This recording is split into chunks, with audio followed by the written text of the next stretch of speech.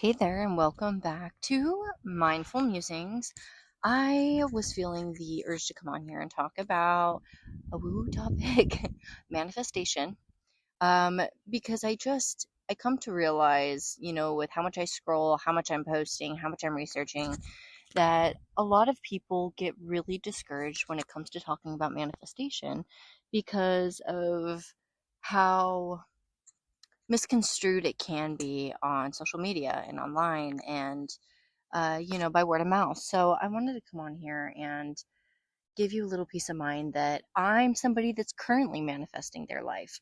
um, it's an ongoing process. You can't just manifest your dream life and then that's it. Like, it's an ongoing process because your goals change, your desires change, the things that matter to you change over time, so your manifestations change. And one thing that I don't see talked about enough is how long a manifestation can take. Because it's not just that you have a thought and then you put it out there and that's it. That's part of it. But the other part is, thinking day by day what steps you can take towards that goal. Like, my goal is to own a home. And every single day I'm making some form of decision that is going to get me closer to that desire. So, and some manifestations happen overnight. Some manifestations happen over weeks, over months, but some of them take years. I want to give you a few examples from my own life to show you and explain to you that I'm not just talking out my bum. Back in let's see, I think it was 2015 or 2016, don't quote me. But back in 2015, 2016, I remember driving to work and I had seen this gal walking her dog on the sidewalk. It was probably 9:30, 10 o'clock in the morning. It was on one of my late days at I was working at Riggs. So it was at the dental office. I was a treatment coordinator there at the time. And I remember thinking to myself, damn, I hope someday I get to walk my dog at this time of the morning. Just have that freedom.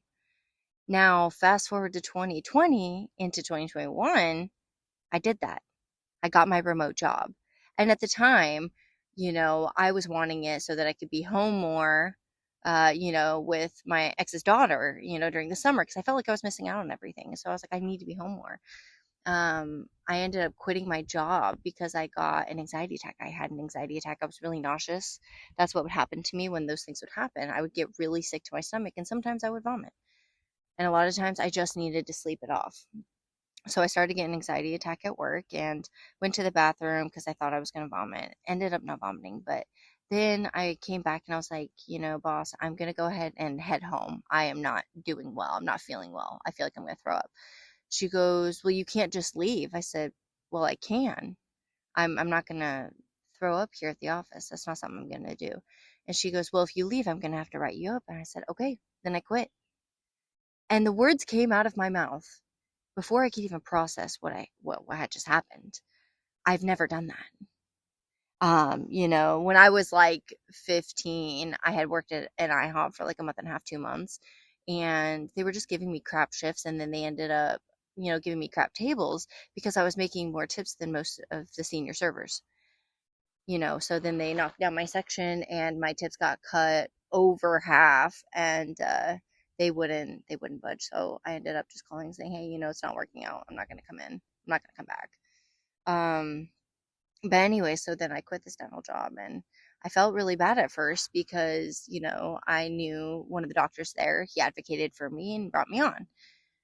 But at the same time, I'm like, it's not your office anymore. You're not the one making decisions. This would have never happened had you been in charge. But you have somebody else calling the shots, therefore consequences are everybody's, including my own. I remember going home, and at first I was scared shitless. I was like, I don't know what I'm going to do. I've never done this before. I've never been without a job. Luckily we had a savings account, so uh, I ended up reaching out to one of my old bosses and saying, hey, look, I need to be home more, and I really enjoyed working for you. Do you by chance have any remote positions open for me? And he said, you know what, let me check in and I'll get back with you. Well, he ended up having a remote position to be a builder, and I was like, okay, bet. Like, I'm game. And that's how I got my remote position. So And I had reached out to him within days of me quitting. I think it was maybe day 2 or day 3 of me not having a job, and I started that next week. And I was just walking my dogs, and I realized, like, wow, I did that. And I did it without forcing. I did it without stressing about it. I didn't even think about it. All I did was put the thought out there that I wanted that. And then I just took steps closer. So that in my head, I was like, well, if I make more money, I can cut back on hours. It'll all even itself out. Then that's how I can have more time. But I didn't really, stress. I didn't really shove. I didn't really force. I jumped on opportunities that were presented to me. And whether they were presented to me in my head, whether they were presented to me in idea form, they were presented to me point blank, period. And I jumped on them. And if you can see, I had thought about that thought in 2015, 2016, and then it happened in 2020, 2021. And it happened in a very scary way. It was super scary for me. But then I trusted the process. And that's where I'm going with this whole thing. The secret to manifestation is not to work your ass off. Okay? It's not that. Trust me, I've done it. I'm a recovering workaholic. And that's not where it's at. I promise. And it's not just believing in it so hard, it's putting the thought out there and making that decision. This is what I want. Point blank, period. End of conversation. Deciding I'm going to get there. Here's the secret. Don't stress about the how and don't stress about the when. Don't ask questions. Well, how am I going to get there? How am I going to get there? When am I going to get there? I need to get there by then. No. All you do is make the decision, look out for opportunities, and trust the freaking process.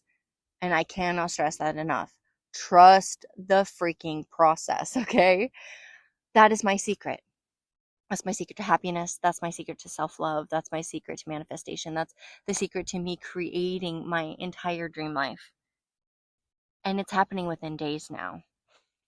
Now, I'm going to give you 2 more examples. And I just want to say, this is a place of no judgment. This is a safe space. It's a safe space for me to share how I feel and what I'm going through. And it's a safe space for you to ask questions, relate, email back. If you want to guest on the podcast, you can do that as well. All you have to do is reach out to me and I will make it happen. But because this is a safe space, I'm going to go ahead and share with you what's been going on in my life and the manifestations that have come to fruition in mere days for me. The first one is my dad's dog. So, as a lot of you know, my dad had passed away in 2024. I kept his dog. And I kept his dog because we were all that he knew. My sister, my pack, myself, we were all that he knew. And I didn't want to take that away from him. And so I was like, what's one more, And we've been through rough patches. And the hardest part is that we have not bonded, and it's been 2 years. 3 years, really, that I've known him, but 2 years that he's been in my possession. And the first year and a half of his life, he wasn't reprimanded, he wasn't trained. My dad just didn't take the time to do any of that. He was just babied and coddled. And that's not the household that I run. I love on my dogs a lot. We cuddle a lot, but we do have rules. And I wouldn't say that I'm a strict mom, but I don't let things fly that I wouldn't want to happen to one of my guests. Let's say jumping on people. We don't do that. We don't bark incessantly at people. That's not something we do. And my dogs are trained. When I say no, they might, push the limit once or twice more, but no means no. And, I spank my babies. I put them in the kennel. If they eat something they're not supposed to, I bump them on the mouth. That's just the way it goes. And Jack, though, is just completely scared of me because he didn't have that in the first year and a half of his life. So he just is so scared in the household, and it's broken my heart over and over the more I see it. But the thing is again, I reprimand. I have a household with structure. I like structure. My dogs work well with structure. So, and not only that, whenever I give one of my dogs attention, any one of the animals attention, really, because it could be my sister's dog or my sister's cat or my cat, or my sister, like, he gets jealous and he's just always begging for attention. And I always feel so bad because I'll give him attention and none of it is ever enough. It's just never enough. So I've decided that I want to go ahead and rehome him. And what I had done was I went to create a Facebook post on like a local Facebook page, and it was like a community page. I'm not asking for money. I just want him to go to a good home. And it didn't get approved. So I was like, you know what? I'm going to go ahead and regroup and get another plan. And one of my girlfriends had called me and was like, what's up? What's going on? And I tell her my thoughts, and she completely validated me because I was like, I'm just so stressed all the time. I always feel like I'm doing something wrong. I'm trying to grow. I'm trying to, do this different. I'm trying to do that different. And I just don't feel like I'm being a good parent every time I see him sad or scared. It breaks my heart. And so I think I just need to put him in a home where he's the only dog, where he feels safe, and he has a more lax structure in the house. And she goes, totally valid. It's best for you, it's best for him. I think you should just do it. I said, okay. And I didn't really do anything with that. I was like, when I have an idea, I'll run with it. Otherwise, I'm not going to stress about it. It'll happen when it happens. Fast forward a day. That very next day, that same girlfriend reaches out to me and says, hey, I was talking to her boyfriend, and he had reached out to a few of the people that he knows in his community. And there's a couple that's really interested in Jack. Now, at the time, I was having a hard time with two of my animals. So I was like, I think I might just have to rehome both of them. Turns out one of them was just going through I'm gonna say a mood, because she was fine after that day. And so I was like, okay, well, as long as it's Jack, no problem, blah, blah, blah, blah, blah. She goes, okay, let me confirm, reaches out a few hours later and says they want Jack. They need to save up money for the security deposit, and then they'll take him off your hands. I said, that's great. Now, do you see what happened here? I didn't have to do a damn thing. I didn't stress about the how. I didn't stress about the when. I just trust the process. And I believe in divine timing. The less control I have been trying to have over all of these things, the faster they're coming to fruition and the solutions are presenting themselves. I don't have to lift a finger. Nothing. I didn't have to do a damn thing. And he's going to a beautiful home. I've talked with the couple and they're so excited, and they're getting him toys and new beds and all these things. And it's just, they're really investing in him. And I think that's beautiful. And they're doing it right. They're making sure that they have, money for the security deposit. They're making sure that everything is set up. They asked for the rabies vaccine. It was beautiful. I was so impressed. And it made me realize, like, that was mere days.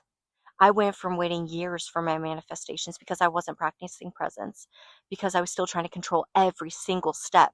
I was future jumping. I was trying to control the future. You can't control the future, just like you can't change the past. You can't wish the past away. You can't wish the past into being something different, just like you can't control any outcome of the future.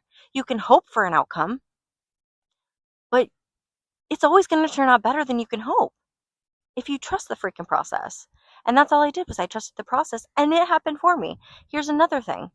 I had mentioned to my baby sister, I think I want to get rid of my pottery wheel. I decided during Christmas, when I had made one of my besties her, Christmas gift. I made it out of pottery. I, molded a moon, and I painted it all kinds of beautiful colors. And it was very her. And I realized, like, that's what I love doing. I like working with my hands. I want to mold it with my hands. And then as I'm molding it, that's when the ideas are coming for how I'm going to paint it. It's a beautiful process.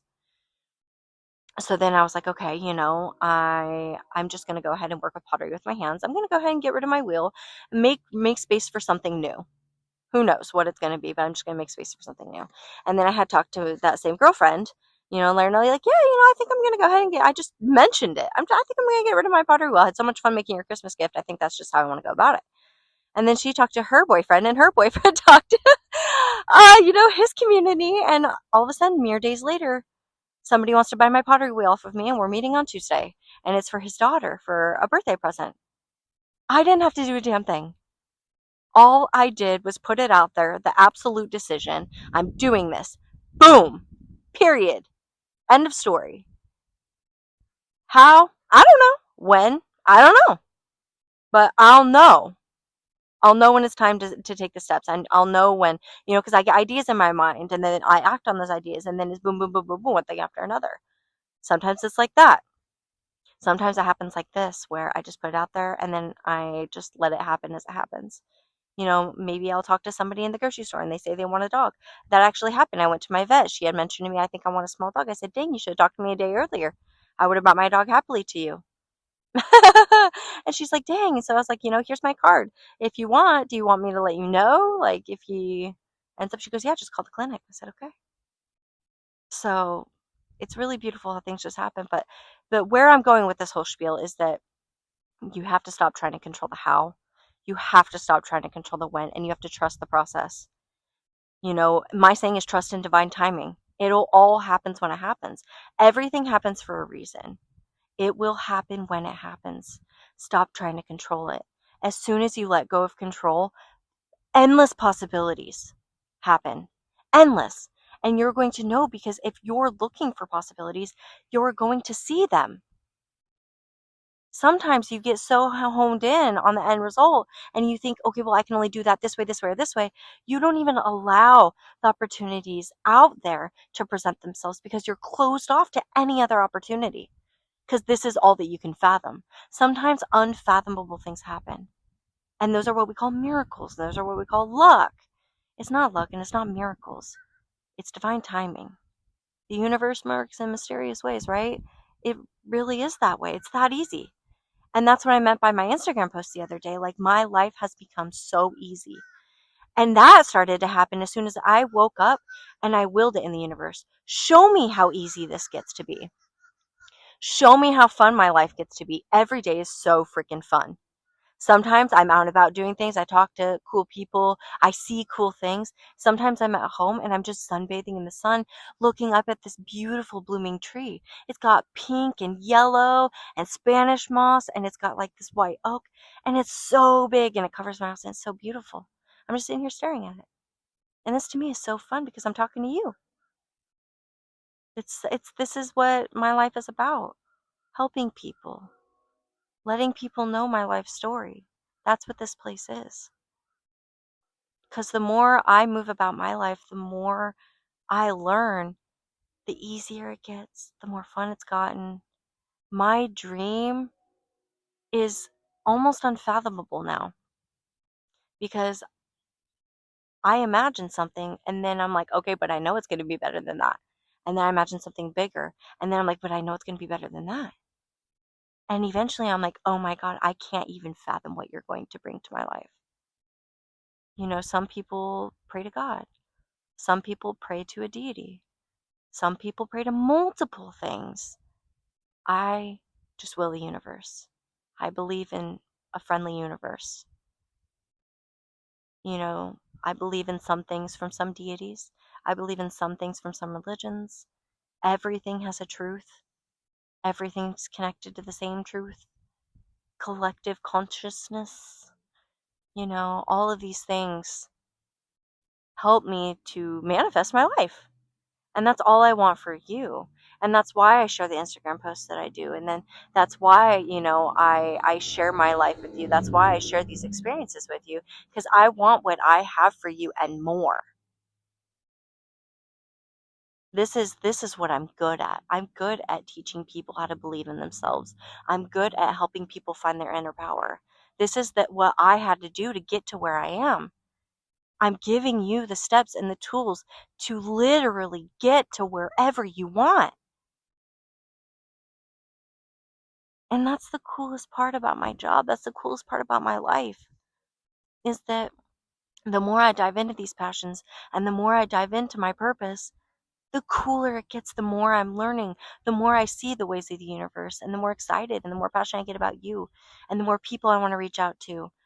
That's why I'm going to start doing seminars. I want to do one-on-one coaching. I love doing one-on-one coaching, but I also want to talk to mass amounts of people. I want to teach mass amounts of people about how to obtain their dream life, how to heal their trauma, how to be triggered by a memory and say, oh yeah, that did happen. Okay, well, here's how I handle it. Not get debilitated by the anxiety and the fear and the way you felt and what happened to you and how unfair it can feel. Because I know what that kind of debilitation feels like. And I haven't felt that way in so long. I have alchemized every ounce of my pain, and I continue to alchemize every ounce of my pain. The more pain I remember, the more I'm alchemizing, the better my life is getting.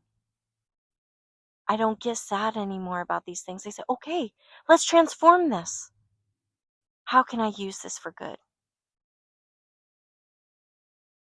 I'm really excited to continue to tell you guys about my life. I'm really excited to tell you about my story more and to share these moments with you.